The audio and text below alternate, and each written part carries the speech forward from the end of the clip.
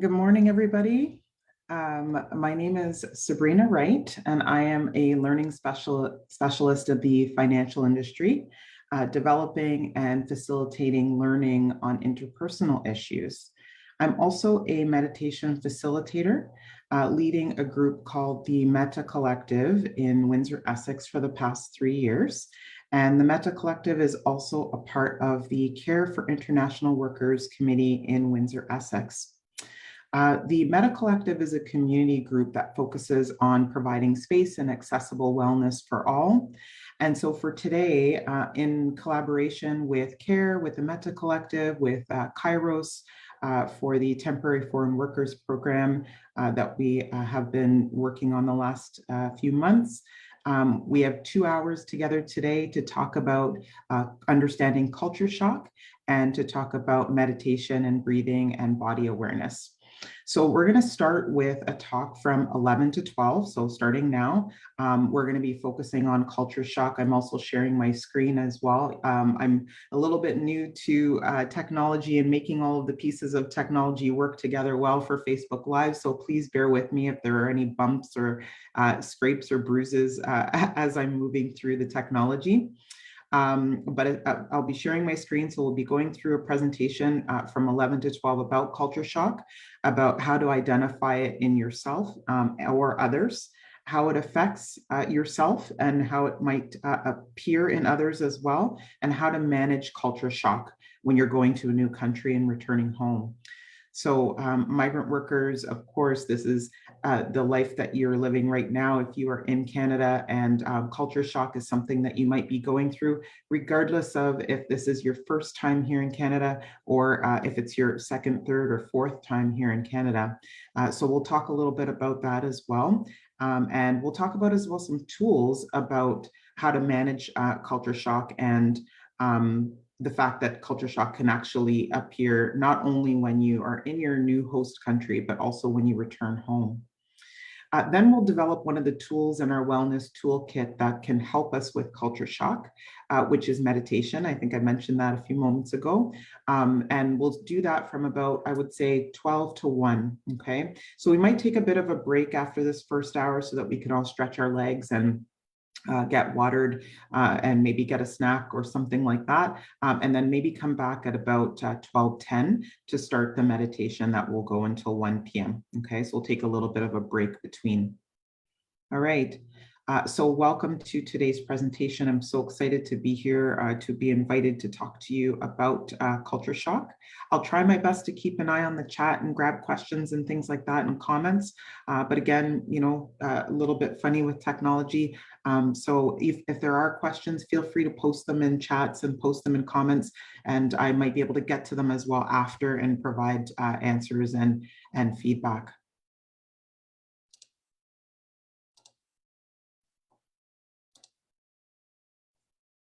So coming to Canada, it's an opportunity and a struggle. Living in a foreign culture is an experience that we often look forward to with excitement or enthusiasm or different expectations of going to a new country. However, many of us are unprepared for the extent of the cultural dissimilarity that we encounter. So essentially the fact that our culture that we're used to, the nuances and the differences between cultures when we go to a new culture. So going overseas, it can really be a unique opportunity. But though many workers come for financial potential or for a financial need, you can also get additional benefits from coming to a new country, like learning a new language or meeting Canadians all around the country, or people from other countries and other migrants from different countries. As long as the experience, including all of the stages of culture shock, are seen as a unique opportunity, then the experience can be a positive one. So again, there are definitely struggles with coming to a new country, struggles that maybe some we may be aware of prior to, and others that might be a complete shock when we get here. However, if we're able to be able to keep that perspective on our reasons why for coming, and also just making it through some of the difficulties that we encounter, ensuring that we have enough supports, then we have a good opportunity to take those difficulties and be able to have a fairly positive experience when coming to another country.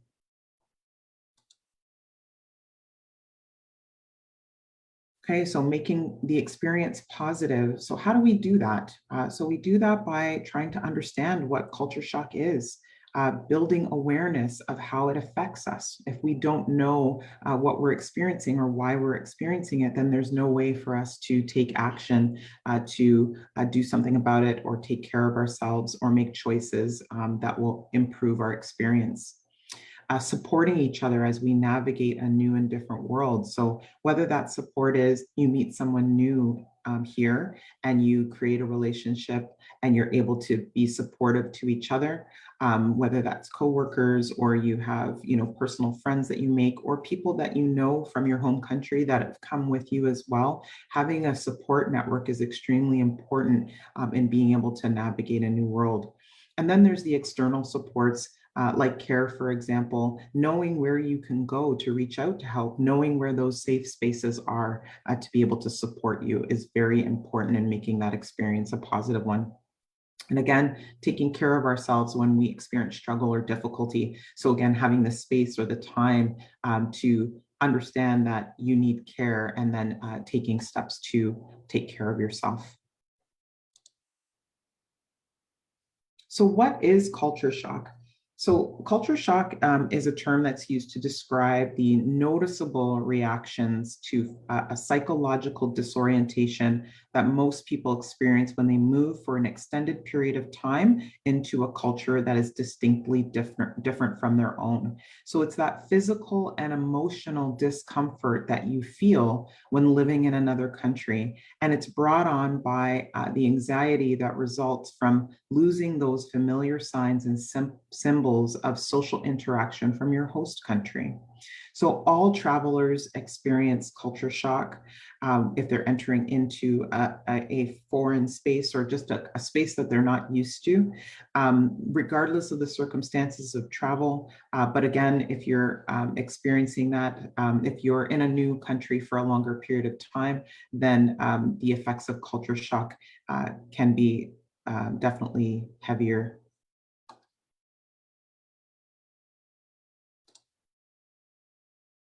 And where does culture shock come from? So culture shock, it comes from that sort of, it feels like a threat. I mean, threat is a very strong word, but your body essentially internalizes anything that is different or uncomfortable as a potential threat, and so does your mind.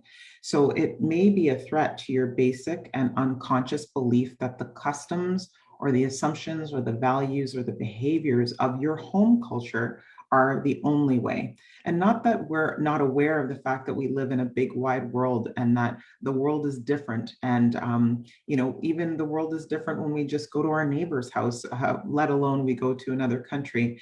But really when it comes to culture shock, it's being in a place where you're not sure of which way is up and which way is down, if that's the way that you want to kind of think about it.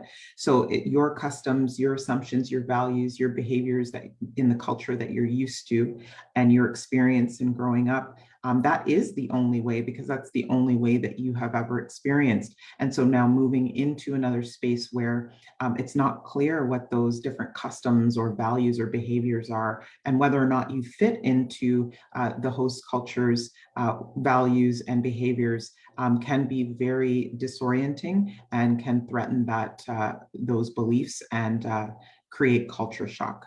Okay. And this is mostly because, we're familiar. This is our familiar way and the way that we've known and we've seen the world up until this point. Okay. So culture shock does not result as because of a very specific event or a series of events.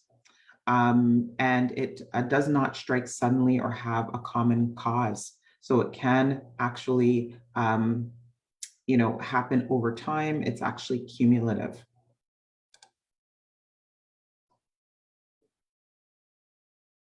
Okay, so culture shock does come from the experience of encountering ways of doing, organizing, perceiving, and valuing things that are different from your own.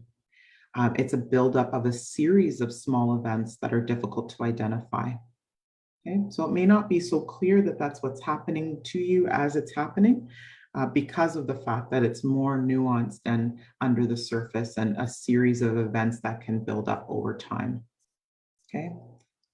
And a lot of the times we can also not be aware of what's happening with us mentally or emotionally because we're distracted.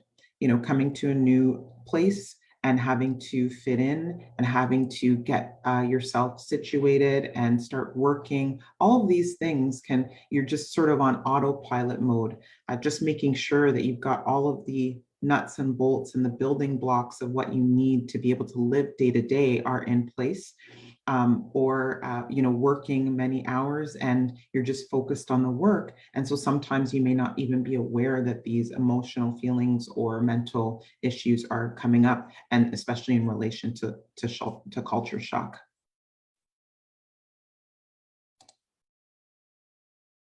So, what influences culture shock? So, it's a very real experience. It is the impact of moving from one culture to another. And culture shock is the physical and emotional discomfort I had mentioned that you suffer when living in a different country or another country. And this can be augmented or expanded by anxiety that results from losing all those familiar signs and symbols of your that you're used to of social interaction. Okay. It's a feeling of not knowing what to do or how to do things in a new environment, not knowing what's appropriate, what's inappropriate, where can or can you not go, at what time of day or night. In any of these categories on screen, although some might be seemingly unimportant, they can cause discomfort and difficulty from a mental, physical, and emotional space. So, climate or weather. I remember my uncle. My background, my mother and father are Jamaican, and my family, my aunts and uncles are Jamaican. But there was a lot of migration to different areas of the world at probably, I would say, like early 60s and 70s. Some of my relatives went to Canada or came to Canada. Some went to the US and some went to the UK, went to England, to just essentially to find a new and better life, to get work, to send money home, not necessarily under a particular program, just leaving to be able to get more chances and to build, you know, their financial wealth and share with their family and take care of their family back home. But my uncle, he was 70, I can't remember at the time, he was 72. I remember having a conversation with him, and he had migrated to the UK very early on. I want to say probably 1960. So there was very little migration happening, not very many people that he, you know, was used to or from his culture that were in the UK. And I remember him telling the story of he had gotten to the UK and, you know, he didn't have a jacket and he had no idea how cold it was in comparison to where he had come from and how it really was a shock for him. But not only that, he had to figure out, where do I get a coat? How do I navigate this new world? Whereas at home, I know where I can buy clothes. I know what the currency is. I know, you know, how much it costs. You know, all of these sort of familiarities, that just the simplicity of needing a coat and trying to figure out how to get a coat was something that was very difficult and caused a lot of, you know, culture shock, I guess, and, you know, physical and emotional discomfort. And when he was telling me this story and he was telling me about how he had his first sort of entrance into England, he actually started crying. And I thought that was very interesting. And I hugged him, and I was also shattered by the fact that there was this man who was 70 some years old, had spent his entire life in England, but the experience of being disconnected from his family, not being able to call, because at the time maybe there wasn't really access to phones and things like that, not having a place to live right away and have the right clothing to be able to get through the streets of where he was, of London, that was something that resonated with him so deeply that even though he had been in the country for 40, 50 years at that point, he was still emotional about it. It still really hit him.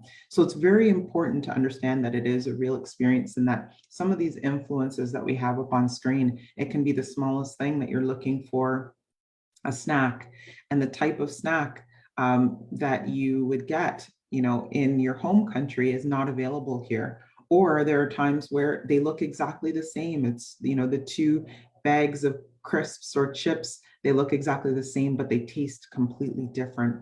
So these are things that you want to keep in mind when you're coming into a new country, is that, anything can really affect your experience and can, over time, with those series of small events, slowly chip away at your comfortableness and your build that sort of emotional discomfort. Okay. So we'll talk more about, clothes and values, behavior etiquette, and sort of ways to prepare for potentially symptoms of culture shock or the influences of culture shock.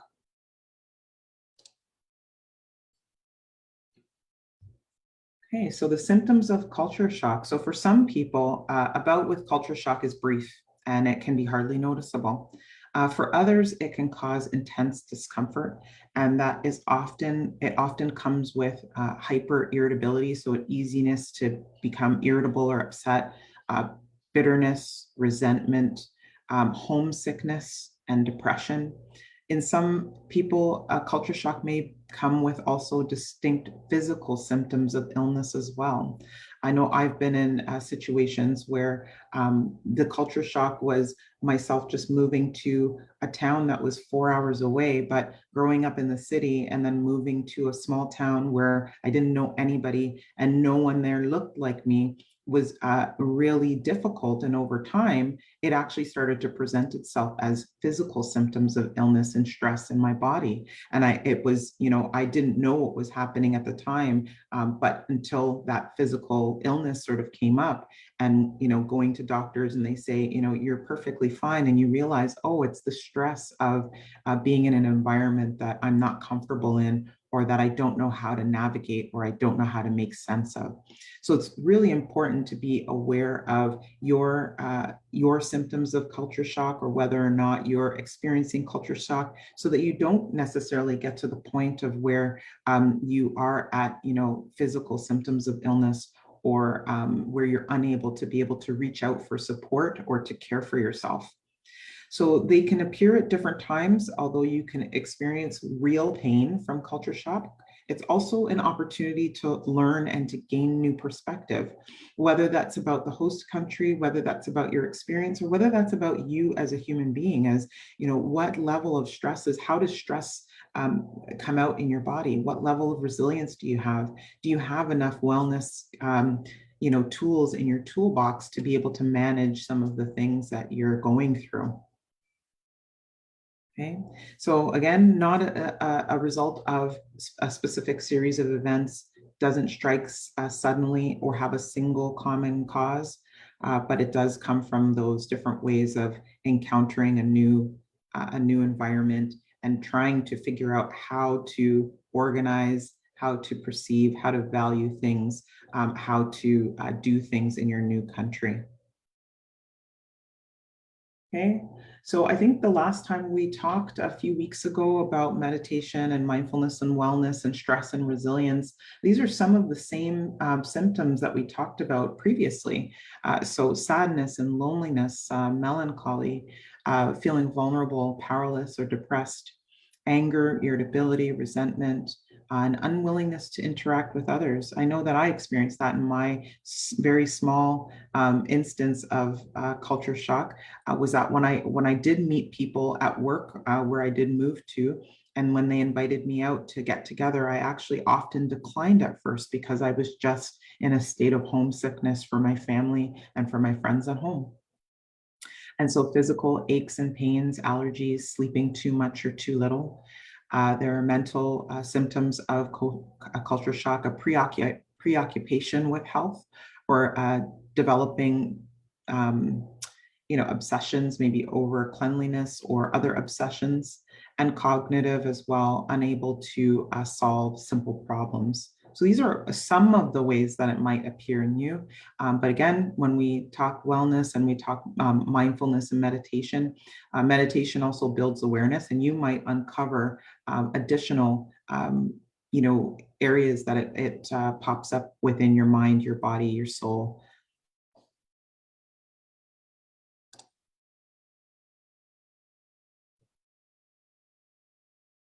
Okay, just again, just sort of looking at some of these common symptoms. So we talked about anxiety, depression, and loneliness, being homesick, just really thinking about the people that we have at home and, being so far away from them for such a long period of time.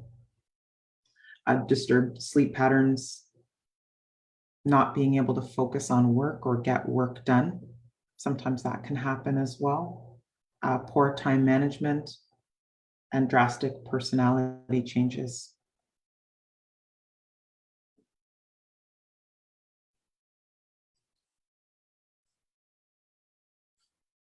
Okay. I am going to see if there's any comments in the chat. So bear with me. I'm hoping that I'm able to manage this technology in a way that I'm able to see if there's any feedback.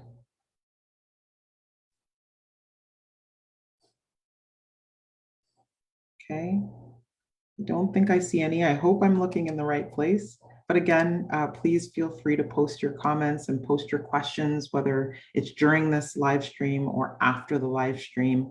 And I'll get back to you with answers or feedback or, referrals if needed. Okay.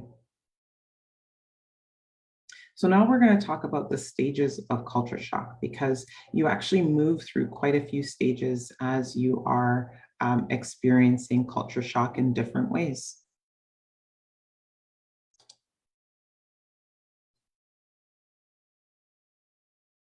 So each stage can be ongoing or appear at certain times, and each person has their own way of reacting during each stage of culture shock. As a result, some stages can be longer or more difficult for some, and shorter and easier for others.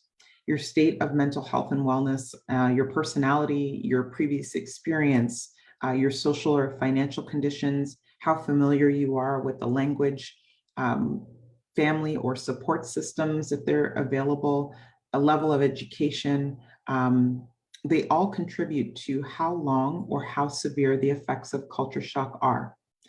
And this roller coaster ride, because it really does look like a roller coaster, is actually a natural pattern of valleys and peaks, where excitement and interest are followed by depression or disorientation or frustration. And really, I mean, this is the roller coaster of life, I would say, is that we go through periods of where we're happy and we're excited and we're hopeful, and then other areas where we're not so hopeful and we're depressed and we're worried or anxious. The intensity, though, of the ups and downs, they depend on both you as a person, you, as an individual, and on the specific situation as well, as does the length of time of each stage. Okay, so we have stage one, which is the honeymoon phase, and we'll talk more about that. The hostility and depression phase, then the humor phase, which it sounds like quite a good phase. We'll talk about that as well. Then we have sort of a second crash, right? So you're kind of getting the hang of it, and then maybe you have a moment where you realize that maybe I'm not getting the hang of it as much as I thought I was, and then you experience a second crash. And then there's a comfort phase. Okay. Now, the last two, 6 and 7, excitement, anxiety, readjustment, reentry shock, those are actually focused on the stages of culture shock when you return home. So there's definitely culture shock when you leave and you move to a new host culture, or move to Canada, or move to a new country. But there's also culture shock when you go back home. If you've been in a new country for a period of time, whether that's 8 months or 2 years or 5 years, there is a period of readjustment that happens when you go back to your home country. And I was thinking about this when I was doing a bit of research on the reentry, and what really resonated with me was the saying, "You can never go home again." And I mean, that's not necessarily a negative thing. It's just a testament to the fact that things change. So the fact that you've been away for a couple of years, or you've been away for a few months, when you go back, there is that readjustment of getting back into the swing of the way things were, or maybe some things are not the way that they used to be. And so then that kind of precipitates the second phase of culture shock, or the second piece of culture shock. So let's go through the stages of culture shock. So we talked about that honeymoon phase.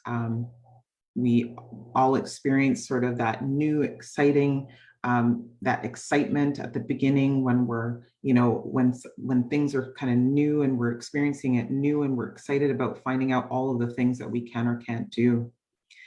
The second is the initial culture shock. So, okay, now the newness and the distraction has worn off, and you might have feelings of discontent, or you might be impatient, or you might be angry or sad, or you might feel inadequate, like you're not good at what you're doing, because you are in a space where you start to have some difficulty and you experience some crisis.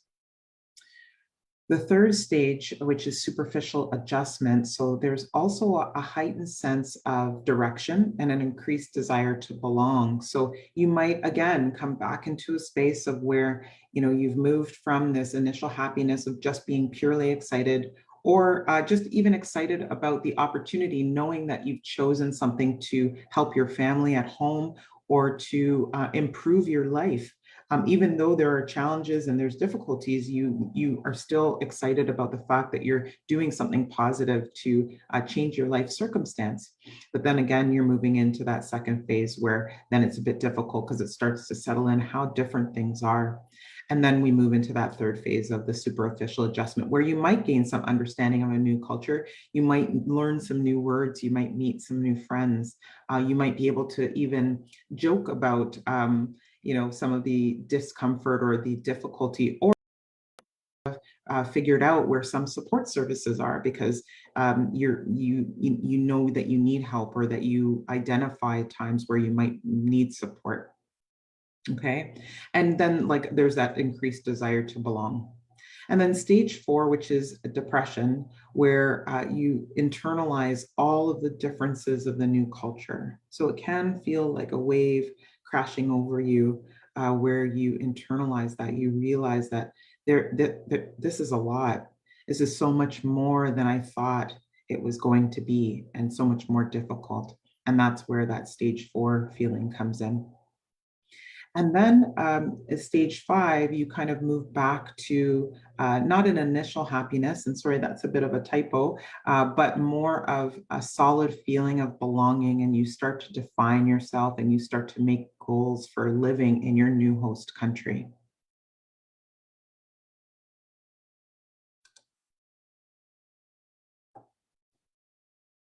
Okay, and then what we had talked about as well is that you might, at the end of 8 months, at the end of 2 years, depending on how long you're set to stay in your host country, that there is that period of going home, and there is that period of culture shock when you're going home.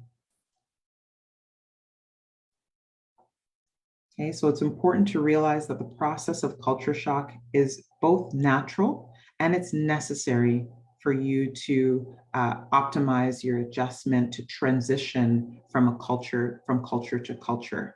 Okay, so even though we're talking about a lot of difficulty and some positive aspects of culture shock, know that this is a very normal process to go through when you're moving from one culture to another. Okay, and that it's actually a necessity to be able to make the adjustment that you're looking to make. And also your time abroad or in a new culture, it can be a time of personal growth and discovery. And many people transform and they personally develop and they build self-awareness that can occur when you move to a new culture. That can be prompted by the fact that you're challenged in ways that you've never experienced and that you've moved through these challenges successfully, and that builds resilience. Now, returning home with new lessons and insights on life, it means that there's also this period of transition that can be difficult. And for many, this stage of culture shock can be just as difficult and extremely intense as when you went to the new culture or to your host culture. So expect it to be different each time that you go as well. So no one, when you come home, no one expects that you may have changed. That's the other thing is you might, reinteract with your family and your friends, and you may notice that they have changed or you have changed, and that might feel uncomfortable. But know that change always is occurring. So expecting that as you re-enter into home or when you come back to your host country is very helpful in being able to manage culture shock. Okay, so you have that return anxiety. So you become anxious at the thought of returning home and having to readapt to your old way of life. Uh, you return to happiness. You're excited and relieved to visit your old family and your friends. Okay, and then you're also excited to be home where everything is predictable. You know everything. You know where the closest gas station is. You know who you can talk to, what road to walk down at different points of the day. Okay, and then we have reentry shock. So once you're back in your home country, then you might find that no one is willing to relive those fascinating, parts of your way of your time away from home.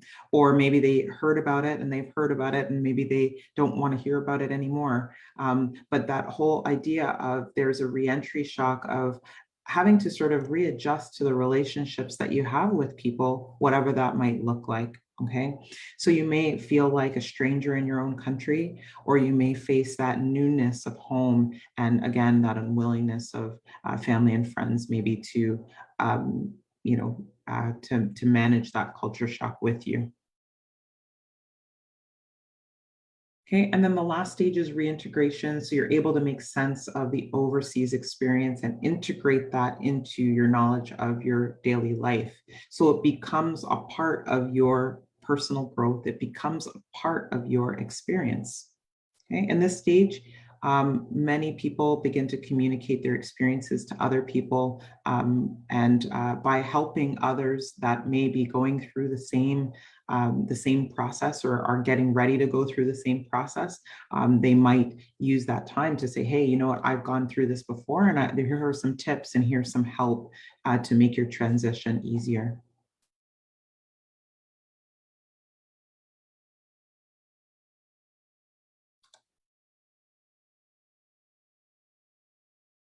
Okay, so here are some important factors for successful cultural adaptation. So really, these are important factors for any sort of change or adaptation. But they're obviously definitely helpful when we're talking specifically about culture shock. And the factors listed on the screen are those that researchers have proven to be indicative of a person who is able to deal with living in a foreign country or a foreign culture and the associated culture shock in a healthy manner. So having some of these different factors really help you with the uncertainty of moving into a new country and also coming back home. So you possessing these character traits, it just means that you're able to handle the uncertainty of living in another culture and the challenges and the different difficulties that arise. So as we go through the list, see how many traits describe you. Maybe some of them are just something that you are born with. It's completely innate as a human being. And that may be why different aspects of moving to a new culture are maybe a little bit easier to handle, or you might have some more resilience built in. And then there might be others where that's just really not you, or it's not something, not a muscle that you've had to flex. So that might be something that you want to consider building within yourself to help you with not only the difficulty of culture shock, but also just the ability to cope with different stresses and different issues in life in general. Okay, so we have open-mindedness. So the ability to keep one's opinions flexible and to be open to new experience. So we have so much things that are thrown our way, so much stimulus that's thrown our way, and it can get very overwhelming. But if you're receptive to sort of new things, if you're open to trying things that are not normally something that you would be used to, then that can be very helpful in merging into a new culture and seeing it from a positive place and getting the most out of it. Okay, or even to be able to manage things when they are very difficult. Okay, because that is definitely a part of the migrant worker experience. A huge part of the migrant worker experience is challenge and difficulty and different restrictions and lack of access to supports and not knowing where to go to be safe. So again, these are really great factors to help us to be able to manage those or to get the help that we need. Okay, a sense of humor. So the ability to laugh things off will help us to guard against despair. And it doesn't mean that we laugh at all things that are difficult, but that we can potentially sometimes see a lightness in the things that are hard. We pick and choose what those things are. There are some things that we can't be light about because we have to do work to change them or to improve a difficult circumstance.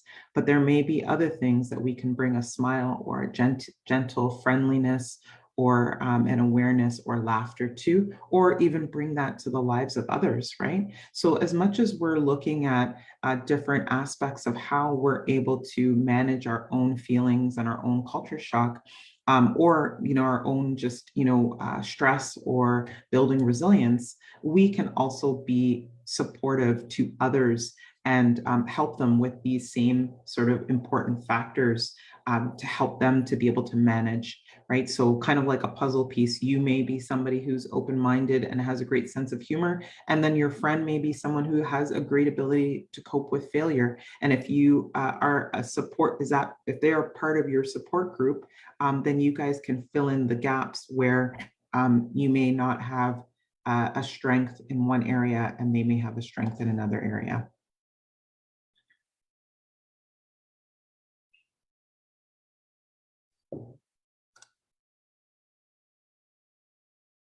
Okay, so communication. So the ability to communicate your feelings and your thoughts, whether verbally or non-verbally, to others. Super important. A lot of the times we don't know that other people are going through the same struggle or can, at the very least, empathize with our struggle from a past experience or just because they love us. And our ability to communicate when we're having difficulty or even when we're experiencing happiness allows us to be able to lift that load. So we're able to share with others, we're able to not let the internal feelings of the difficulty stay inside and do more damage, whether that's inside our minds or inside our physical bodies. So being able to share it with someone else is very helpful in being able to adapt successfully when you move from one culture to another, and just generally in life. Okay, and then flexibility and adaptability. So the ability to respond to or tolerate the new situations and the unknown. So keeping your options open and avoiding judgmental behavior. That can be something that's super easy to do. Our quick response is that we're experiencing difficulty, and so we're going to put difficulty right back out there. or and just be potentially judgmental rather than compassionate. So being able to be flexible and adaptable, being able to pause and sort of respond rather than react are excellent characteristics to help us to be able to manage difficulty and stress. Okay, and curiosity. So demonstrating the desire to know about other people, places, or ideas, that is very helpful. If you can imagine, not wanting to know anything new, then everything unknown is super scary because you never know anything about it, right? So being curious and being wanting to improve your knowledge about any and all manner of things can be very helpful.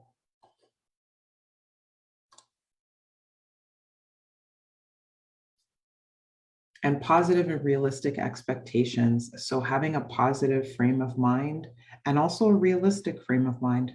Um, I remember moving to that small town that I was telling you in Ontario, and again, not very many people moving from Toronto, which was maybe 2 million at the time, to a place that only had about 10 to 12,000 people. I remember driving there, and I'm very lucky and blessed that I had the transportation at the time to be able to take a job that was very far away from me and to drive there. But I remember feeling intensely scared on the highway getting there because it turned into these dirt country roads that I was not familiar with at the time. And there was fog on the road, and animals on the side. You could see like a deer running, I was very scared because I just didn't it was just a very unfamiliar environment. And I started thinking of like horror films, and whether or not I was going to make it there safely. My mind kind of went off into a very I guess just again perceiving the newness and the differentness as a threat, and what I would need to do if something terrible were to happen. But on the alternate side of that, I also remember doing a little bit of research about this small town, and this small town was on a lake. And the pictures of being on the lake were amazing. And I remember thinking, yeah, every single day after work, I'm probably going to spend time sitting on the beach by the lake. And, that sort of, and I had this sort of expectation of this wonderful sort of time that I would be able to spend relaxing after work. And that was definitely a shock. I was not able to do that very often. I worked a lot of hours and really was basically tired a lot of the time and just missing my family. So again, these positive and realistic expectations, that also comes with doing a bit of research. That can come with being gentle with yourself, that even if you do have an expectation that isn't met when you get to a new place, that you recognize that, okay, this is different than what I thought. I'm just going to let that be where it is for now. I may not want to do anything about it. I'm not going to spend my energy on worrying about how threatening that might be because it's different. I just know that there's a difference, and let's see if we can give it some space, and maybe even just bring a sort of generous spirit to it, of knowing that it exists, but that we'll be able to get through it. So that's definitely a good one to have. Tolerance for difference and the unknown. So that's huge. I think across the world, we could probably use a huge bucket of tolerance and for acceptance of the unknown, knowing that we don't have the answers for everything, knowing that there are gaps and spaces in our knowledge, I think is also extremely important. So a sympathetic understanding for beliefs and practices that are different from one's own beliefs or practices. So if you're seeing something that you wouldn't normally see in your home country, knowing that this is just a different space, and again, allowing that to be might be helpful. And all things in consideration, right? Different experiences definitely produce different needs for each of these factors, right? You may not necessarily be able to apply a positive and realistic expectation or tolerance in every single instance, but knowing that these are some of the factors, then we can start to build them and pick and choose those situations where we need to apply some of these factors. Okay. And again, we'll also talk about resilience and mindfulness at the end of the hour, like I said, about 12:10, as the tool that can help you to expand on some of these traits and develop these traits, or simply be aware that you're experiencing culture shock and recognize when someone else may be, and be able to get help. Okay, and then the last one, a strong sense of self. So having a clear and secure feeling about yourself results in people who are not weak or overbearing in their relations with others. These people, they stand up for themselves, but don't cling to old beliefs. So it's a bit of a balance and a strong sense of self. Okay, being able to interact with others well, and being able to stand up for yourself and to ask questions and to advocate on your behalf, or reach out to people that can advocate on your behalf.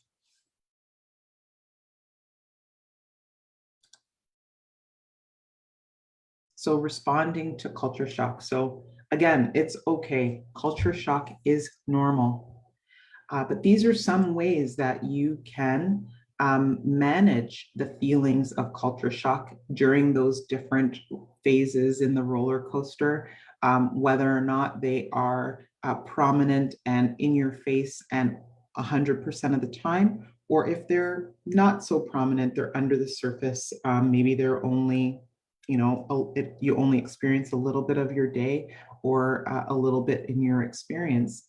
Keeping a journal is extremely important, though, because that, especially during those initial stages of your time, it's very useful for observing your responses to adapting to new culture. Then you're able to see the differences if you, return home, or if you come back again, or if you feel something on one day and something on another day. You can see the progression on whether or not you are really struggling, or if you need to reach out and maybe use some of those factors, reach out to your support systems to get help. Okay, your entries, you'll be able to observe your movement through those various stages of the cultural adaptation. And in some cases, it will help you to identify and overcome some of those negative aspects of culture shock. Talking to someone who's been through it.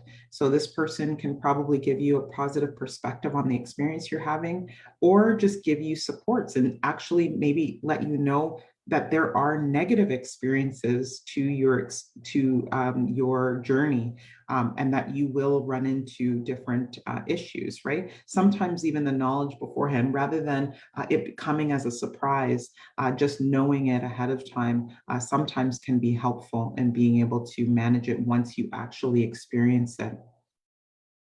Keeping yourself busy and active, keeping your mind occupied.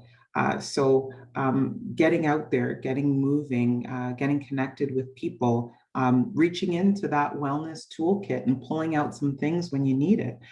So if you do need to take a moment to just relax and not think about everything that's on your plate for 10 minutes, that you take that time to be able to do that.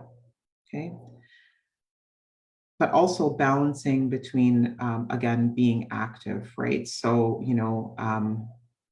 constantly scrolling potentially through social media is not proven to increase feelings of positivity or positive self-image, or or a positive reaction to your experiences. So keeping yourself busy and active, but with positive things as well, can be helpful. Okay, or relaxing or taking time when you need to.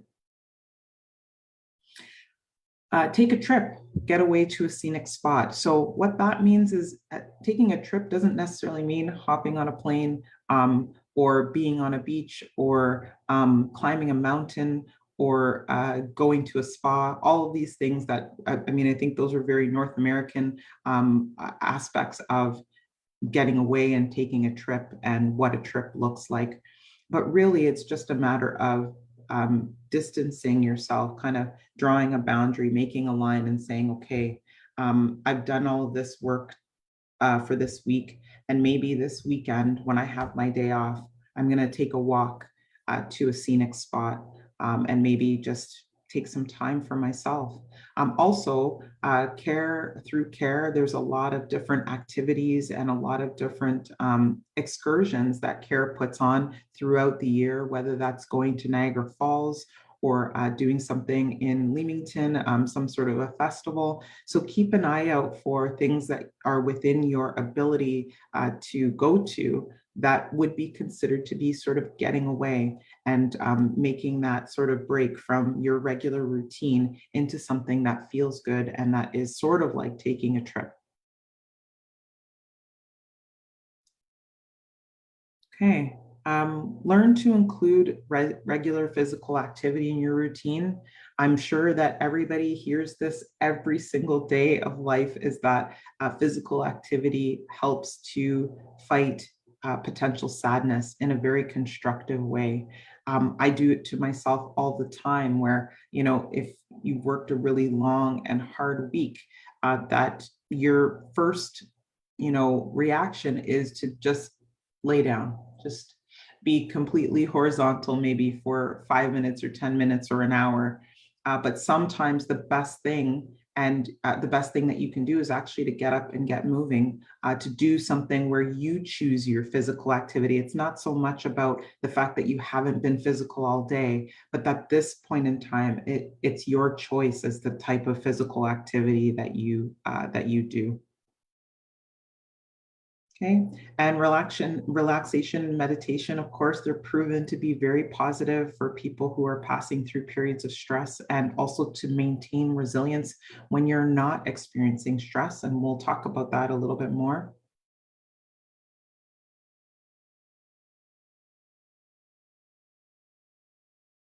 Okay, and what else do we have? Let's see here. Sorry, I kind of lost my train of thought there. Um, Selecting a few areas of interest that you might want to investigate, whether that's music or art or the environment or women's issues or, uh, you know, LGBTQ issues or cooking or exercise. Um, you might want to just see if there's anything that interests you in the host country that you have the ability to investigate and spend your time learning and looking consciously for you know, some reasons behind things that are strange or difficult or confusing or threatening. So sometimes that might work, right? There might be things that we see that are strange, and as opposed to running headfirst into judgment of something that seems strange, we might want to see, are there facts behind that? Is there a way of life or a social norm that you're not familiar with that might explain something that seems strange or difficult or confusing and threatening? But I would also say that you know, if there are no facts behind what seems strange, difficult, confusing, or threatening, or if you are the person that is the target of something that's strange, difficult, confusing, or threatening, that if you're not able to find the facts behind it, that you're able to reach out and get the support that you need to be able to manage issues that come up. Okay. And that can be anything, racial issues, gender issues, you know, gender-based violence, anything that you realize that you are being subjected to where there aren't facts behind it, then we, you know, recognizing that as well can help with being able to reach out and get the support that you need.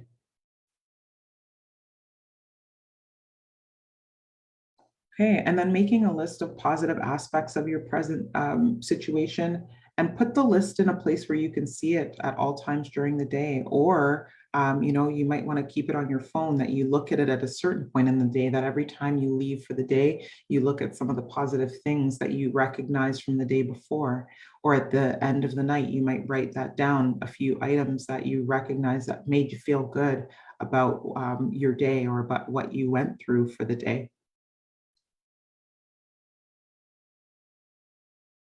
Okay, and then spending time with people from your host culture. So seeing if you're able to get, make friends and reach out to or go to some of the, like I said, some of the festivals and events that happen throughout Windsor, Essex, trying to see if there's ones that you're able to attend so that you can meet new people or you can spend time with people from your host culture, and essentially expand that positivity of your experience. And maintaining a healthy sense of humor. So laughing at yourself and laughing at the mistakes that you might make is helpful as well in being able to respond to culture shock.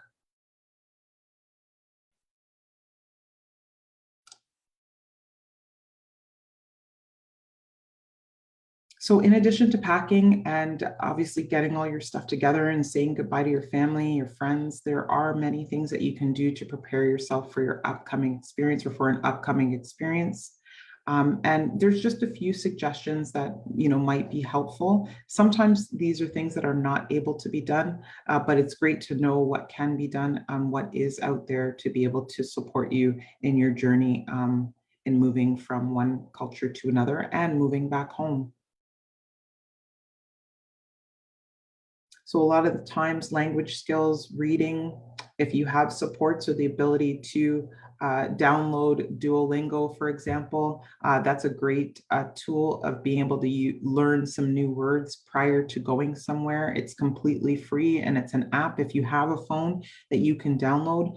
And that's very helpful in being able to build not so much your ability. I mean, yes, your ability to communicate with people when you go to a new country or you move to a new culture, but also really just building your own confidence, knowing that you're not going to step into an environment that you don't know, maybe even some of the basic words to be able to interact with people in a new culture.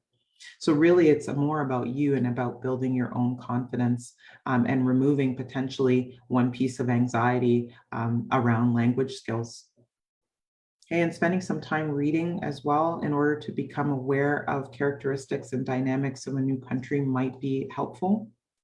And there's tons of free audiobooks if you're not someone who likes to read or likes to purchase books or likes to take books out of the library. Then grabbing some stuff, reading articles online is also a great way to be able to learn more. And being confident in your decision, there's several ways to do this by doing research and by becoming prepared, knowing that this decision that you've made is there's all different types of reasons, whether it is financial or whether there are other reasons why you've decided to move to a new country and to engage in work, to whether it's to support your family or support yourself. But know that this decision that you've made is a decision that you can get through despite the challenges and the difficulties, and that your host country, definitely Canada, here we are with CARE and all of the wonderful different resources and organizations are here and available to you to support you. And we work hard to be able to support you to make your journey something that is a benefit to you rather than the opposite of that. Okay, we have a few minutes, so I'm just going to remind everybody again that we're going to take a 10-minute break. So from about 12 o'clock to 12:10, we'll take a break and then we'll come back and we'll move into meditation and mindfulness and wellness. But just wanting to cover a few different items here. So some questions that you might want to find out before you travel or quickly upon your arrival when you travel. Big ones are around health. So what kind of health services are available? What are common home remedies for minor ailments so that you can potentially get access to some things to have in your medicine cabinet or have on hand to manage minor ailments? And what are the attitudes towards folk medicine? What are the attitudes towards medicine in general? What are the taboos in the culture for values? What are taboos to talk about or are common in conversation? What's not common in conversation? And how does the moral code influence attitudes towards alcohol, drugs, or gambling, or sexual relationships? It's just all good information to know. Again, it's really, it's the big things that can really impact you when you're moving from one culture to another, but sometimes it's the nuances, the things that we do on autopilot every day, that when we move into a new culture, we're shocked by the fact that, wow, this thing that is very normal for me is very, very different in a new country. Education, what to what age do you get to go to school and get educated? Is it available to all? In schools, do age or sex or gender or race or do they separate children, or are there separations in that way?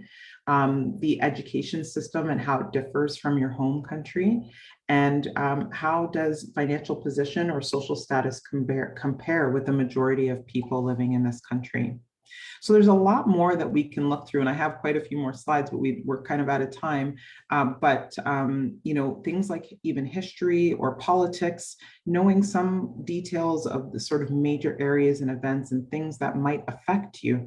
A lot of the times that this is information that will affect your experience and how you're able to move through a new culture.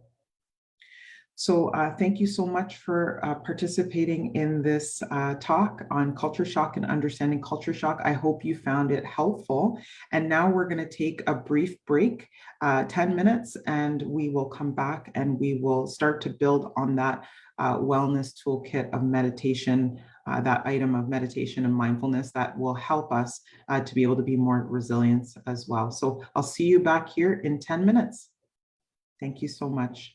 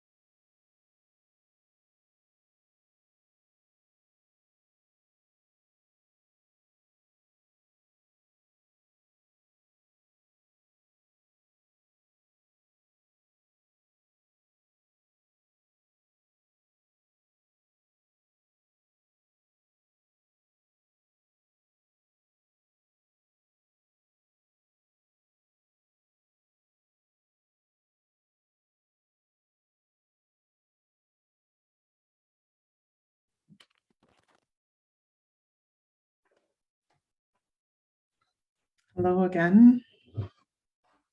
So we are now starting, and apologies, I'm a few minutes late. I think I said we were going to start at 12:10 and it's 12:13. So what we're going to be talking about now for the next 50 minutes and the remainder of the hour is mindfulness meditation. Okay, so we'll be going through a little bit about what is mindfulness meditation, what are the myths, what are the benefits, and then we'll do a bit of an overview of what we're going to be doing today in the meditation session, because we're actually going to practice meditation. We'll be focusing a lot on breath work. We'll also include a body scan and end off with a metta or a compassion meditation. And we'll start with a bit of a reading as well before the meditation. Okay, so we'll start with a quote that I love from Ram Dass, who is or was one of the leaders in meditation and mindfulness, and was an amazing facilitator and inspiration to many. Please feel free to look him up to get more information. I'm not doing him justice for sure with that sort of explanation of who he was, but please take a look. He's an amazing person. His name is Ram Dass. And the quote that we'll start with from him is, all I can do for you is work on myself, and all you can do for me is work on yourself. So welcome to today's session. The guided session will probably be about 25 to 30 minutes. Okay, and what we'll do is we will focus on breath work to focus the mind, to quiet the mind, and to establish an anchor. Body scan, which is to connect our minds with our sensations in an effort to build awareness.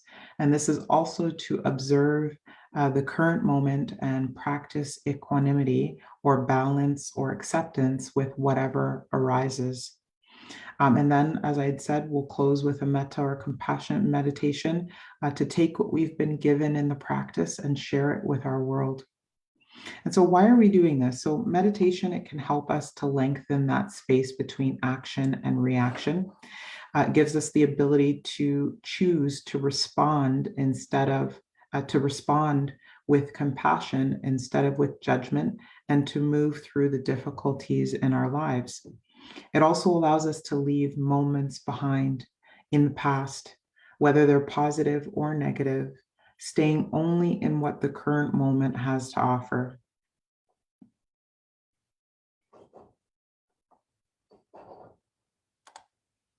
So what are some of the myths when it comes to meditation and mindfulness?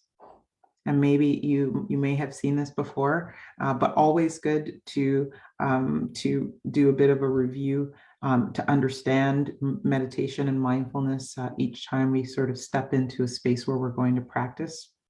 So some of the myths are that it changes your life. You have to do it for long periods of time. It's hard. It only focuses on breathing and sitting in like a lotus position, back straight. It's expensive to learn or to participate in or to practice. It's the only wellness support you need. It's a cure or a quick fix, or I can't do it. And so some of them are myths, and myths maybe isn't the right word for this list, because there is truth to some, but it depends on the perspective. So meditation or mindfulness or the practice of it, it can change your life in the way that it changes your perspective. So it doesn't change your life in the sense that once you start to meditate, then you vibrate and you're able to learn how to levitate off the ground. Or it doesn't change your life in the way that you still have stresses and difficulty that come into your life, that once you meditate or practice consistently, those stresses and difficulties, they don't magically disappear. They still are things that you have to manage and run into and negotiate. But what it does do is it changes your complete perspective on life with practice. So rather than, and we talked about this in our first hour, when it comes to culture shock or when it comes to any sort of difficulty, that you step into a situation that's difficult, and our main reaction is generally to judge right away or to add difficulty to a situation. And with mindfulness and meditation practice, you actually delay and pause and are able to assess and then respond, and potentially respond with compassion, or see that we are more the same than we are different. Okay, you have to do it for long periods of time. Definitely doing it for more, there are long periods of time in the sense of consistency is something that definitely improves your ability to meditate and improves the impact of meditation on your life. So, meditating, if you decide that to start, it's 1 minute a day, every single day, or it's 15 minutes for 3 times per week. The fact is you choose your consistency to start off with, but that long period of time of having to sit for 2 full hours in meditation or 10 full hours in meditation isn't necessarily the way that you have to start off when you're practicing. You can practice for small bits of time when you are able to grab that space or time, or when you remember, but it's really around the consistency and the length of the consistency that drives how impactful meditation is on your life. It is hard. It is hard.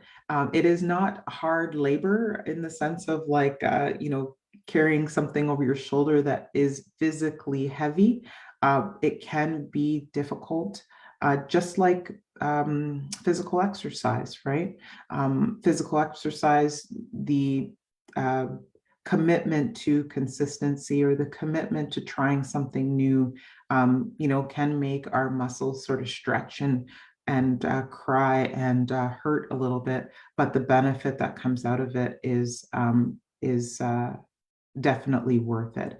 So it's not physically hard per se, but it can be difficult, as in it's a new, it might be new for you each time, or new for you in general, and new things can be challenging. It only focuses on breath and sitting, or breathing and sitting. There's all different types of meditation.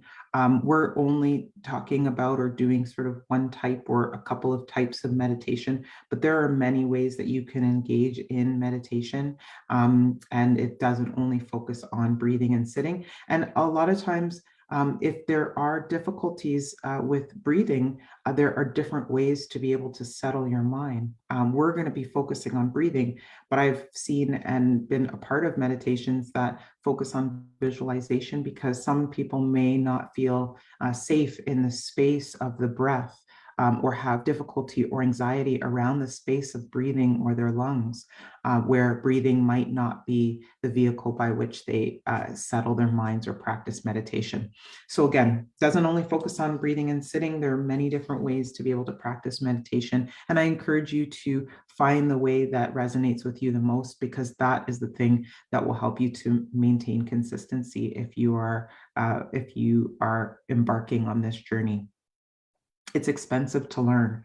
So it's not expensive to learn. There are so many free resources online. Also, the Meta Collective. We do free sessions within the community. Sometimes we are able to come to farms as well to be able to do meditation sessions. We haven't done any in quite some time, just because of the pandemic and various restrictions, but now that is lifting and we're able to sort of be a community again in the traditional way that we kind of think of community and being in person, the sessions will start up again. So whether or not you're coming to a free session that's out in Tecumseh, or you're, if myself, if I'm able to arrange to come to a farm, hopefully we can get together and we can meditate together. And again, so then that's not expensive to learn. But the actuality, or the truth of this particular item is that it can be expensive to learn. There are a lot of different facilities and organizations out there that charge for meditation groups, or to be able to participate in meditation. Sorry.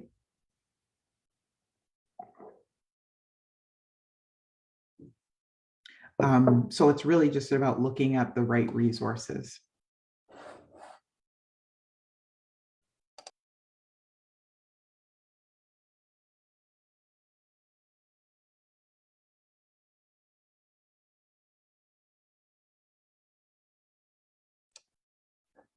Sorry about that. I actually had a bit of a cough that my sip of coffee was not able to manage.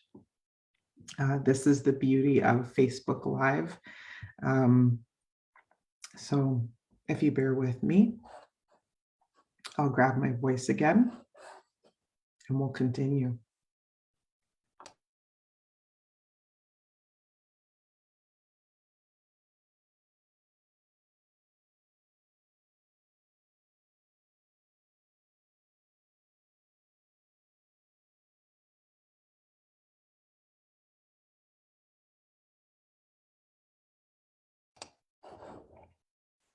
Thank you so much.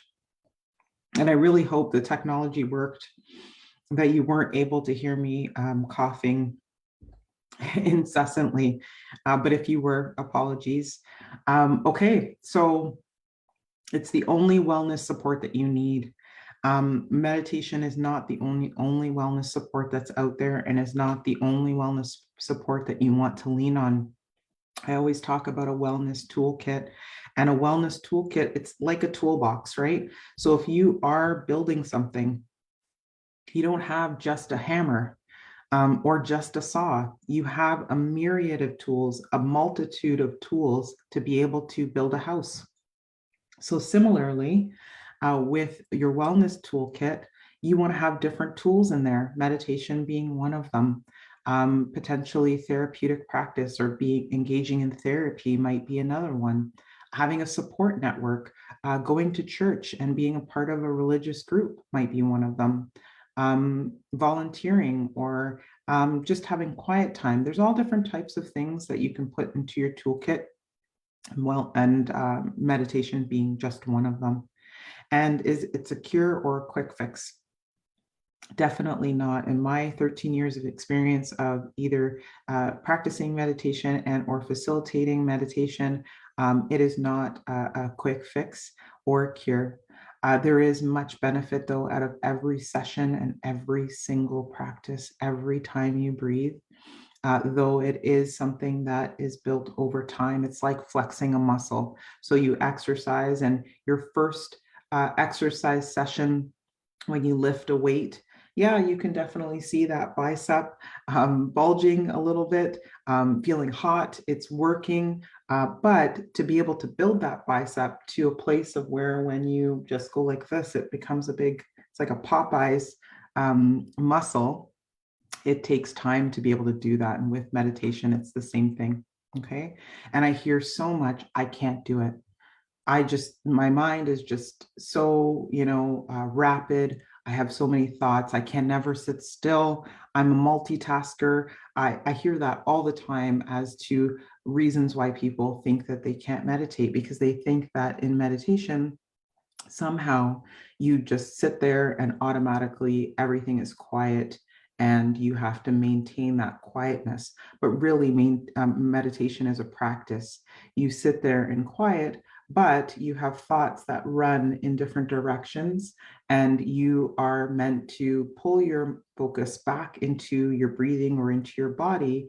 And that's actually the process of meditation. It's the process of your mind running away and then coming back, and then running away and then coming back. And think of that as a rep with your weight. So every time you extend and contract and extend and contract, both of those movements produce that bicep muscle. So similarly with meditation, when you're about to sit down, it's or you're laying down or whatever position you're in, it's really not about being perfect at it or having a completely calm mind before you get into meditation. That's the point. Meditation and mindfulness helps you to build a calm mind. You don't have it right when you start off, right? And then as you go through your day, you have disruptions and different things that you bring to the meditation floor or to the mat or to your chair, where you work those things out and you constantly flex that muscle and contract and extend. All right. So moving on to the purpose of meditation.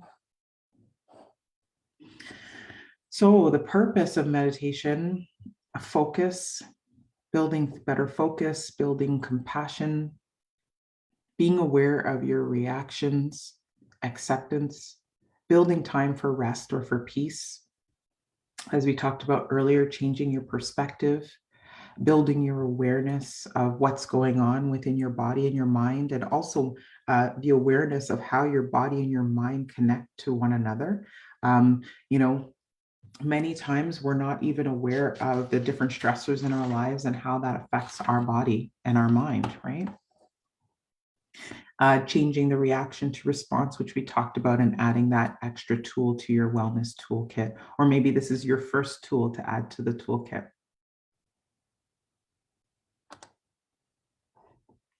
Okay, so mindfulness is that quality of being fully aware of your experience without judgment.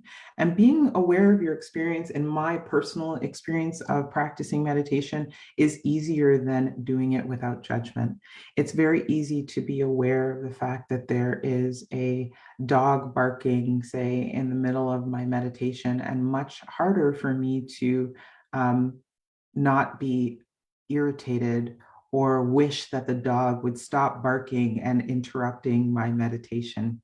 So that's really the piece that you're flexing that muscle, is being able to be aware and be mindful of what's happening within your experience, but without having to label it or judge it or put it in a particular box or category or solve the issue. It's just simply watching it and noticing that it has a place and that it will pass. Okay. And mindfulness meditation, or sorry, meditation. So the practice of mindfulness. So essentially that flexing of the muscle, that's the meditation that we're doing, or the repetitions rather. And there are many different types, as we had talked about previously. There's basic mindfulness meditation where you sit quietly, you're focusing on your natural breathing or a word or a mantra that you repeat silently. You're allowing thoughts to come and go without judgment, and returning to your focus on the breath or on that mantra. Body sensations, which we're going to be doing a little bit of today. I'm hoping we have time.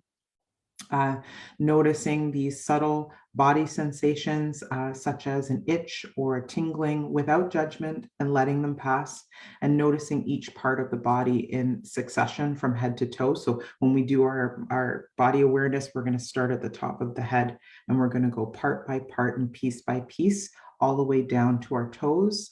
And back up again when we're looking at building that awareness of our body and the sensations in our body. Sensory, so noticing sights and sounds and smells, tastes and touches, naming them, sight, sounds, smell, taste, touch, but without judgment, and letting them go. So that's that example of a dog barking. The sensation is coming through my ear, it's the sound, but then applying a non-judgmental approach to that dog barking that comes in, and knowing that that will pass. And emotions, so allowing emotions to be present without judgment. So practice a steady and relaxed naming of emotions. So sometimes if you have a wash of emotions during a meditation, then you're naming it. I feel that that's joy. I feel that that's anger. I feel that that's frustration, or I feel that it's a nameless emotion. I can't put my finger on it, but accepting the presence of emotions without judgment and letting them go. And then urge surfing, which is coping with cravings for addictive substances and addictive behaviors, and allowing them to pass. So this is another type of meditation that I'm not as familiar with, urge surfing, of noticing how the body feels as a craving for an addictive substance enters, and then replacing that craving with a wish for the craving to subside, but knowing that it will subside, and focusing on stillness and breathing. So those are a lot of the different ways. Again, I really encourage you to try all different types of meditation. It may be that the one that we practice today isn't one that resonates with you, but there might be one that does. Or it might be that, after work, you really resonate with breathing because you need time and space to just breathe. And then maybe in a different situation, body sensations is the way for you. There are also religious, connections as well with meditation. Um, a lot of times people talk about meditation being helpful for their own religious practice. That might be different from, a religious practice that meditation uses. And you can sit, you can stand, you can walk, or you can lie down during the meditation. We're going to be doing a sitting meditation, but also if you want to lie down during it, that's perfectly all right. And the benefits. So the emotional benefits of meditation reduces stress and anxiety, stuff that we talked about in our first hour when we're talking about culture shock and adapting, cultural adaptation, and just in general, building resilience and dealing with challenges in our day-to-day lives. Reduces our impulsivity for cravings and addictions. So the things that we need to be able to de-stress, whether that's a glass of wine or a bottle of beer, or that's scrolling on Instagram for an hour before bed, or if that is having to run, for an hour or 2 hours, or binge watching something on TV. These are all impulsive sort of behaviors that we use to be able to self-soothe and to apply self-care. I was having a conversation with somebody recently where we were kind of thinking about, why is it that you have a long day or a difficult situation, and the thing that we grab for is something that ends up making us feel worse. And we talked about it a little bit, and I came up with my own sort of explanation. I think for myself is that when you go through a difficult day, feels a bit out of your control, that may not be choices that you've made for yourself. You'd like the day to be easier, right? But it feels a bit out of your control. But you spend that day in difficulty, then when you get home or when you're off, out of that difficult situation, all you want is something that's easy. But the thing is that the difficulty that arises, or the work that arises in doing physical activity, exercise, or reaching out and being honest about how you feel and reaching out to people, or meditating, all of those things are difficult, but they don't produce the same misery or suffering that we feel when we're in the difficult situation, say from a long day at work, right? So, thinking about, I've worked all day and that was out of my control and it felt bad. And now I'm at the end of my day and I'm going to go and do more work or do something that feels like more work. But the issue is that when we do that more work, it doesn't produce the same negative feeling as the day of hard work. Going out for a walk, or putting on your jacket, getting ready to meet with people to talk, or going to a therapy session or meditating. These are all things that, even though the work that goes into it is maybe a little bit difficult, the other side of it is much more positive. But we tend to sort of reach for things that, after difficulty, we reach for things that are easier. So it's much easier to reach for a bag of chips than to chop up vegetables and make a stir fry. That might be something that's a little bit more healthy for us. Okay. So anyways, lots on impulsivity and cravings and addictions. It helps us to increase resilience at hard times. I mentioned that I'm a bit of a broken record, I think, at this time, but I think it's so important to repeat that so that people understand the benefit of meditation and mindfulness and practicing consistently. Produces a deep state of peace and well-being. It increases happiness and optimism. It helps create loving and harmonious relationships and increases life satisfaction. Okay. And I would say that, on my meditation retreats that I've been on, I would try to go yearly to, say, a 10-day meditation. And it's a silent meditation retreat where you're not able to talk to anyone. You share a room with someone, but you can't talk to them. You're meditating 10 to 12 hours a day. And it felt a little bit, and that's quite extreme. It's a wonderful experience, and I would recommend to anybody and everybody, and it's free to do. If you have questions about that, again, put them in the chat or the comments, and I'll try to get them after, because I still can't figure out how to get those comments out during our time here. But when I was on those meditation retreats, I always felt that after intense meditation, when I would go to sleep, it was like my brain, and the picture of the brain kind of looks like the background of the PowerPoint that's up on screen right now, is this sort of tightly wound, like tightly wound network of sort of spaghetti. And after some intense meditation, I would find that when I would go to sleep, it was like as if my brain was like just all of those interconnections were pulling apart, and there was just more information. I would have very deep dreams around old traumatic experiences. It's almost as if they'd been excavated, they would come up, but in a way that was, and I was in an environment that was very safe to be able to experience that. That was my particular experience. So it really does go deep into the mind and sort of sweep out the cobwebs of the things that keep us from being able to be compassionate, non-judgmental, generous with ourselves, and connect with others. So again, another little story. I love to tell stories to kind of anchor the information as much as I can. Okay. So with that said, I think it's time to move into the meditation. So 25 minutes, maybe we'll go a little bit over the 1 o'clock mark. If you have to drop off at 1, I totally understand. That's okay. But I ask that if you are able to stay, then feel free. I'll be here a little over 1 for us to do our meditation. So we'll do a brief reading. It'll be guided, which means you'll hear my voice. You'll also hear bells. I was not able last time to have my singing bowl, but I do today. We'll have periods of silence where we're just not speaking, and I'm not speaking as well.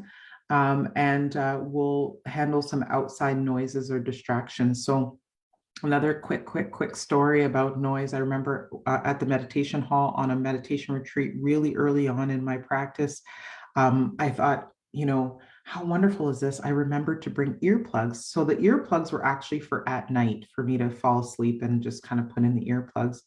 But I remembered that, I have these earplugs. I'm going to bring them to the meditation hall, and I'm going to use them to block the outside noise of every other, even though the rest of the hall was quite quiet, the quieter things become, the more loud they actually can become as well, right? So I wanted to kind of push that out. And I remember putting in the earplugs, and one of the facilitators or the leaders within the meditation had noticed, because they were the really bright orange ones. And they stepped over to me and they tapped me on the shoulder and they said, "No earplugs." And so I said, "Oh, okay, I didn't realize." And I took them out. But what I had realized was that the reason was, if we block out certain pieces of our life, then how are we able to manage them? So really the idea was, yeah, there's going to be difficult noises. There's going to be things that we're distracted by. There are going to be noises that we want to judge. We want to say, "Oh, can't that person stop breathing beside me?" But that the whole purpose of flexing those muscles and doing those reps is so that we build the ability to accept our reality as it is, knowing that it will pass on its own, but that we are not in control of that. And we can still live fulfilled and loved and give love and compassion, even as difficulty or things, distractions or irritants are, come at us in our life. Okay, so let's get into the meditation. And I am going to stop sharing this presentation. Oh, if I can get it. So now it's just me on the big screen.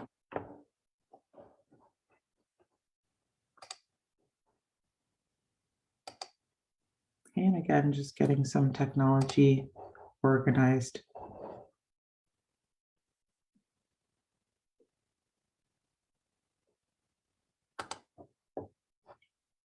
All right. So as you know, if you were here in the first hour, I have 13 years of personal practice in Vipassana and mindfulness meditation. I also have two certifications from the University of Toronto in mindfulness practice.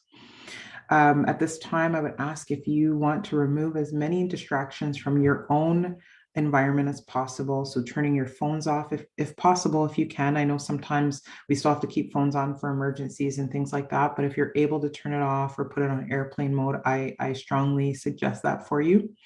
If you shift during your meditation, then try to shift slowly. We want to try to maintain our stillness as much as possible. But again, if you need to shift, sometimes you have to try to shift slowly and try to maintain that awareness of your movements, right? So if you are going to scratch your nose, think about and bring your awareness to your arm, moving up and your nail making contact with your nostril or your nose and how that feels.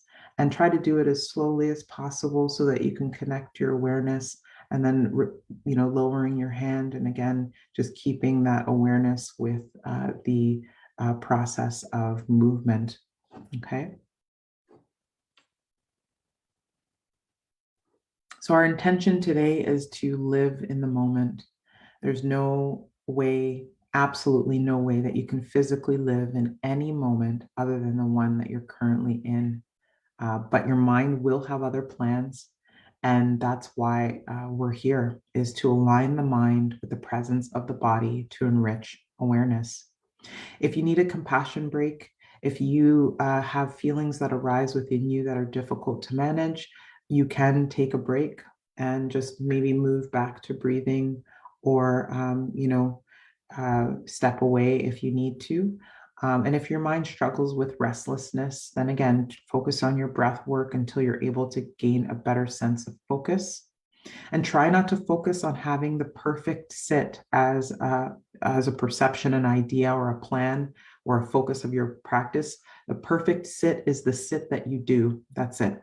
And when I talk about sit, I mean a meditation sitting. Okay, like a meditation practice. Okay, so again, not a perfect sit as in you never have thoughts that come and rattle you or distract you.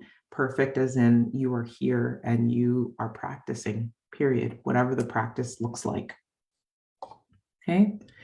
And we're merely lengthening that space between action and reaction and giving you the ability to choose how you respond rather than reacting quickly with judgment. All right. So, knowing all of that, actually, I think I might end with a reading rather than starting with a reading, just so we can kind of get into the space of our mindfulness practice.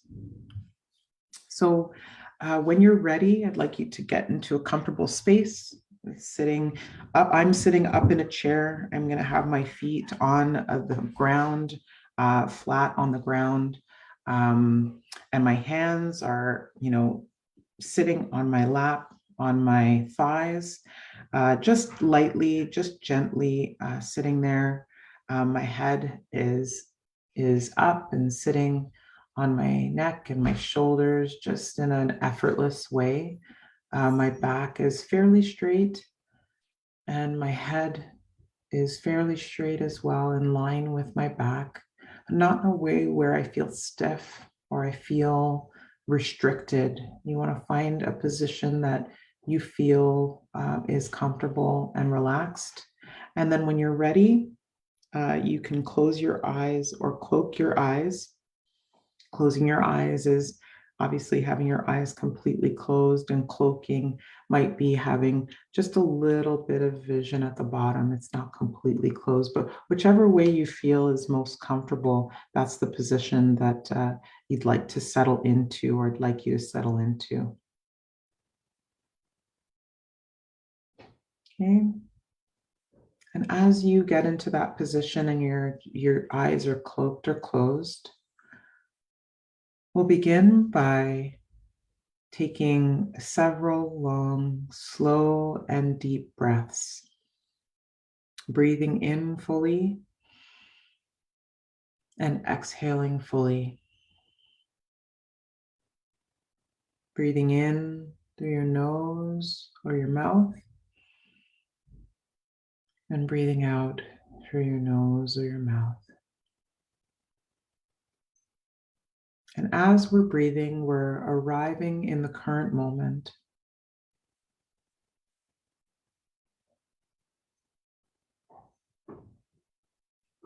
Every moment is a journey throughout the day, and we're leaving all moments that led you to this one where they belong in the past and bringing your attention to now.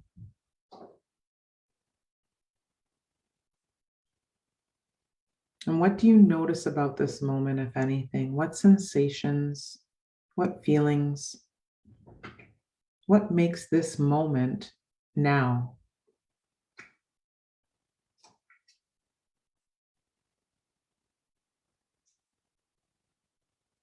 What can you rejoice in this current beautiful moment that's been gifted to you? Is it your breathing? Is it a warmth of a blanket that's draped over your legs? Whatever it is, see if you can bring your awareness to the delight of this moment, the gratitude of it.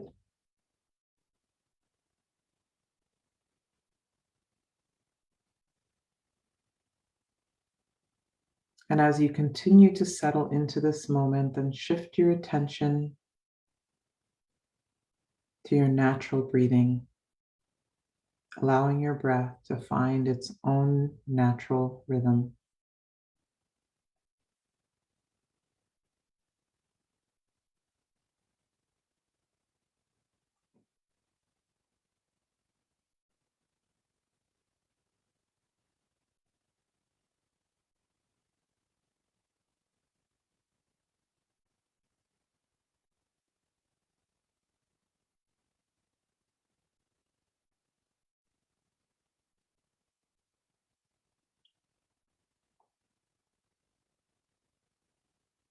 Now we'll continue deepening our focus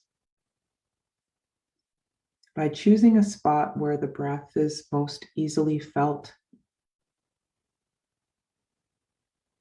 That may be the gentle rise and fall of your chest,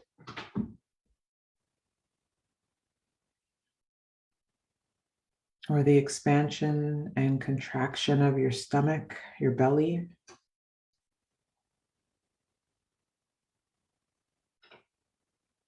or the feel of the breath passing through your throat, in and out of your nose, in and out of your mouth.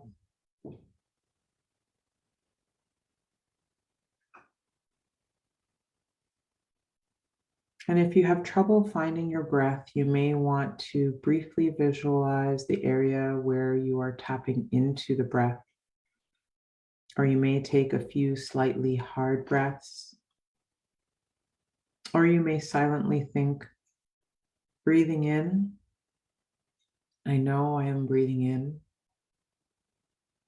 Breathing out, I know I am breathing out.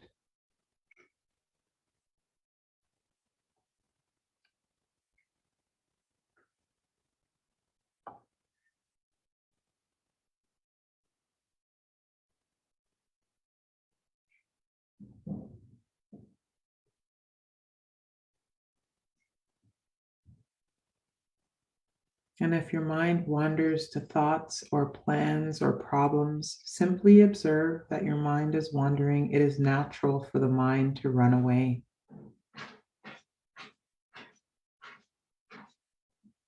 Watch the thought as it enters your awareness as neutrally as possible, and then practice letting go of the thought.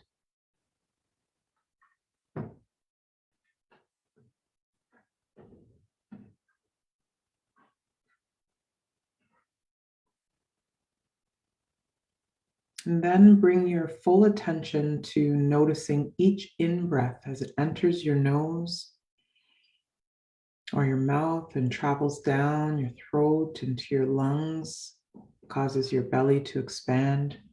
Notice Each out breath as your belly contracts and the air moves back up through the lungs and the nose and the mouth, breathing in and breathing out.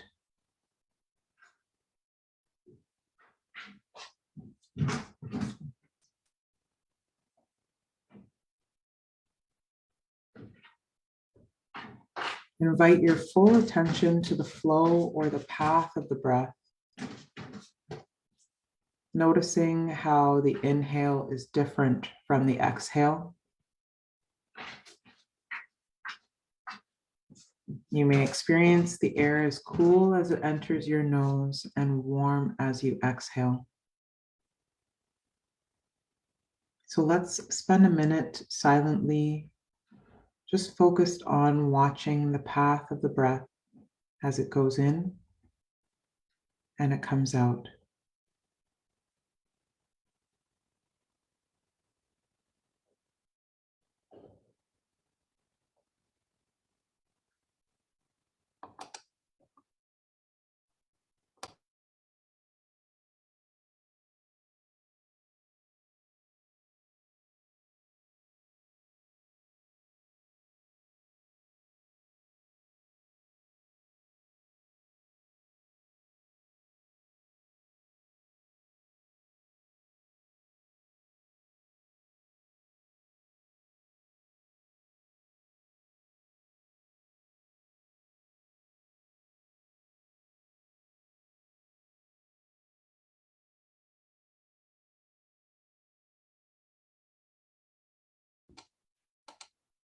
As you turn more deeply inward, begin to let go of noises around you.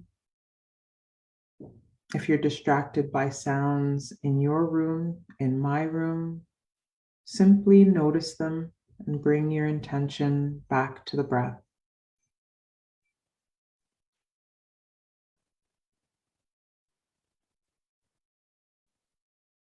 Simply breathe as you breathe, not striving to change anything about your breath. Don't try to control your breath in any way. Simply observe and accept your experience in this moment without judgment, paying attention only to each inhale and each exhale.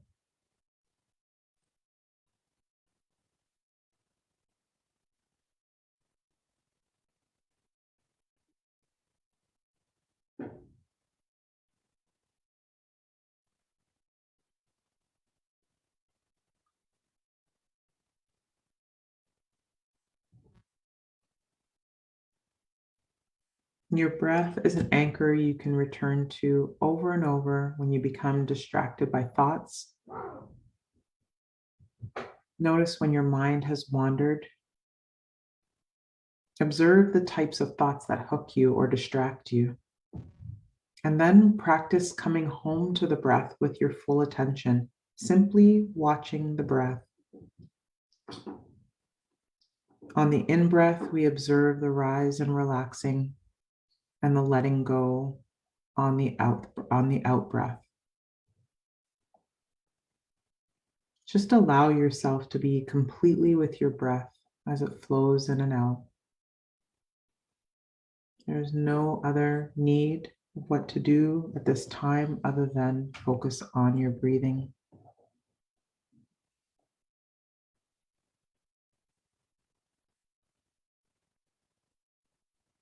And if your mind does wander, as it inevitably will, notice with curiosity instead of judgment. And this is where the practice begins. This awareness can strengthen your ability to detach from thoughts, focus, and come back to the qualities of the breath.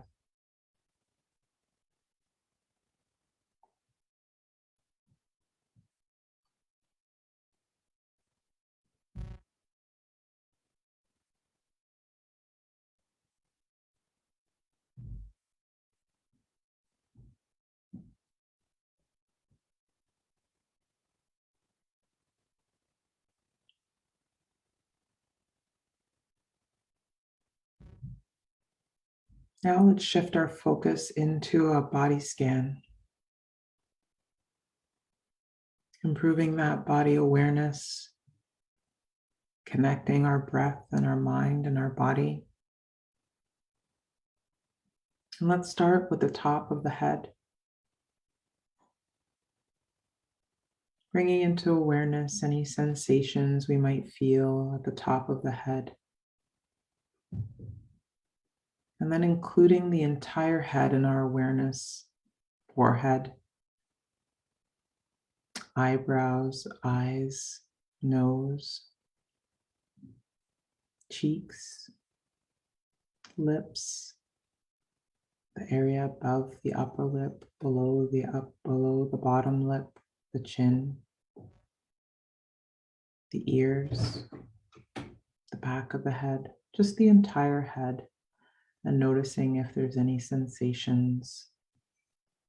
Not needing to necessarily name those sensations, but just aware of how the head feels, heavy or light.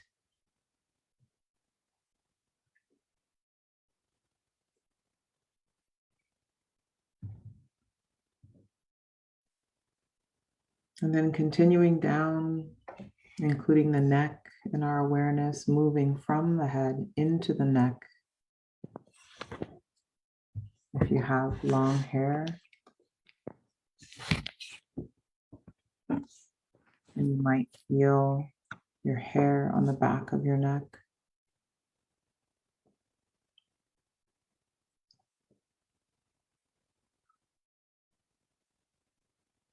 Continuing down to the shoulders,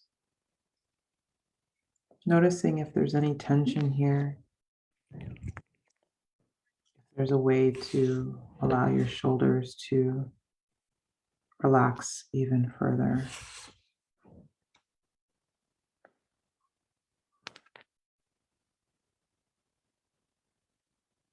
And moving down into the arms, the upper arms, those biceps we talked about earlier, our elbows, the lower arm, the forearm, wrists, and also including the hands, top of the hand, the palm of the hand, and each finger. And see if you can differentiate between each finger in your awareness. And there might be tingling or relaxation, comfort.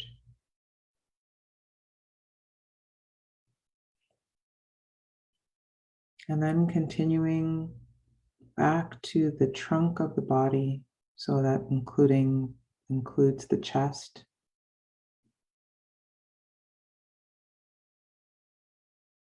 the back, the upper back, the lower back, the stomach, an entire trunk of the body. Tuning in to see again if there's any stress or tension maybe in the upper back.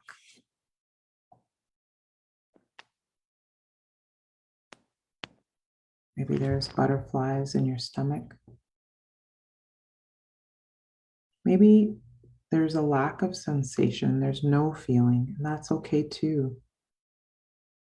Just trying to get connected with our bodies and become aware of the sensations that exist. Not labeling any meaning to it or judging the way it feels. Maybe we're letting our stomach expand to be the size it actually is and accepting it for what it is. And then moving on to the seat, the buttocks, and the genitals, that whole area, pelvic area. Just bringing our awareness there.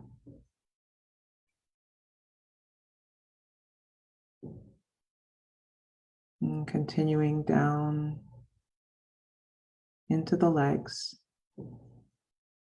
And moving at a speed that is most comfortable for you. If there's a sensation that arises that you're curious about, feel free to spend some time there. And again, if there are difficult feelings, emotions, difficult sensations that arise, see if you can bring some gentleness, kindness, maybe even a smile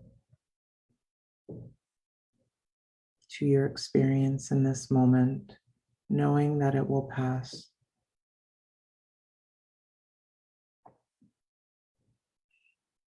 And back to those thighs. We're bringing our awareness and attention to the legs, thighs, and knees, and calves, lower legs, shins, ankles.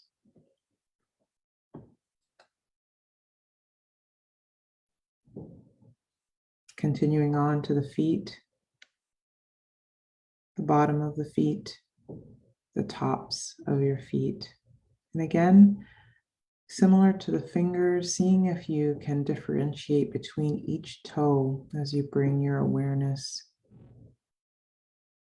to the bottom of your body scan.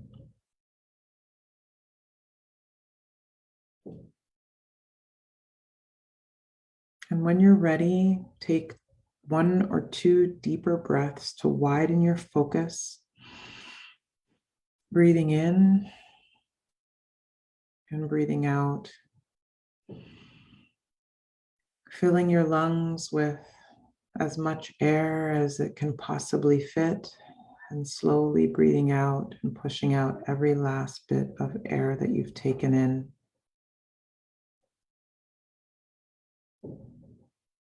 Filling that whole body with awareness, noticing whatever is present.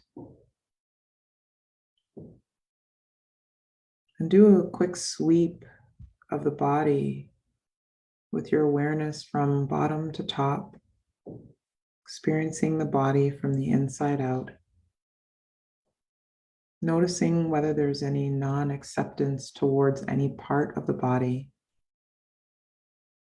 Seeing if you can have compassion for any judgments or any tension or any pain that might be present when you notice it. And just simply feeling the energy of life through you, flowing and resting in awareness of this amazing body that you have.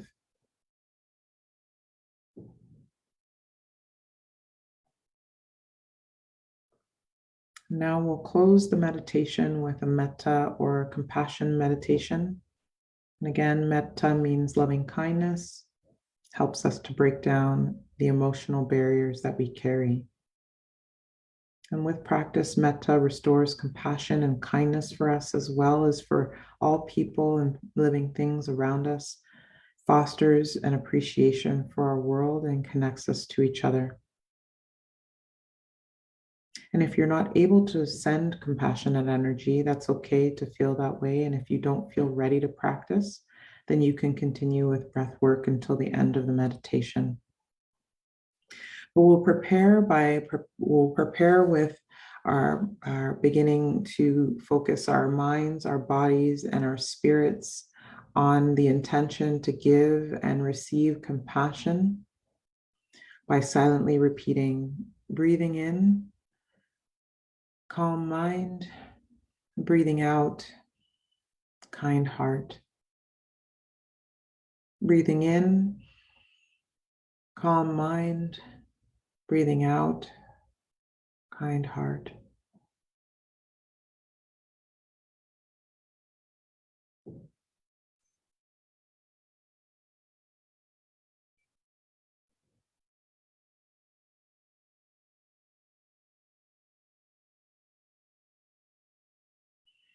And we'll extend compassion, peace, joy to ourselves, to those we love and care for, those we may not know that well, and those we feel challenged by, those that have been unkind, those that we grudge, or judge without reason, to acquaintances, and extend even further to people we have not yet met or may never meet, all beings in our world. May all beings be happy. May all beings experience true peace, happiness, and harmony. May all beings be happy. May all beings experience true peace, harmony, and happiness.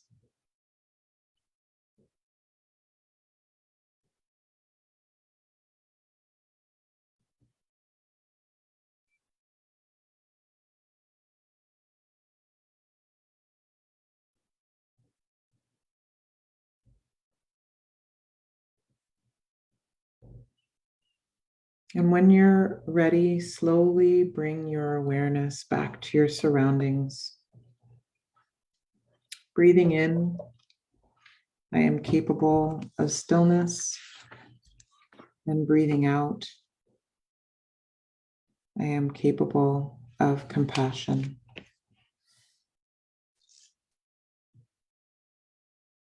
Breathing in, I am capable of stillness. And breathing out, I am capable of compassion.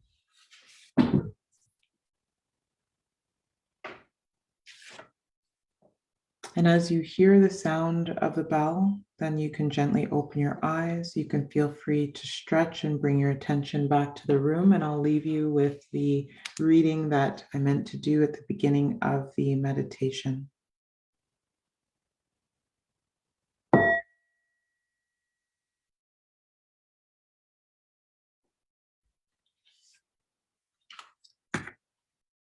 So today's reading for March the 27th is on a positive attitude. A strong, positive mental attitude will create more miracles than any wonder drug. That's from Patricia Neal. We don't understand entirely why positive thoughts impact our bodies in positive ways. We just know that they do. Research has shown that people who are sick improve more quickly when they have a positive attitude rather than a negative attitude. And we all know the power of the placebo effect. A positive attitude by itself may not cure illness, but at the very least, it helps us cope better. If a positive attitude can help us when we're sick, how might it benefit us when we're not sick?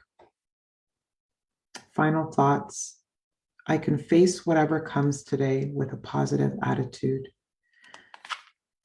So I hope you enjoyed the meditation today. That was a reading from a book that I got a long time ago called The Daily Book of Positive Quotations, if you're able to see it. And so every single day has a reading, and I didn't have any idea what today's reading was going to be. And it was wonderful and connects with, I think, everything we've been talking about this morning. I wish you a wonderful day. If you have questions, again, feel free to post them in the chat and the comments, or you can reach out to me at meta.collective@gmail.com, or you can reach out to Care for International Workers to be able to get in contact if you have questions about meditation and mindfulness, or about culture shock or stress and resilience. So thank you so much for spending your time with me today. Again, I wish you a wonderful Sunday, and I hope to see you again soon.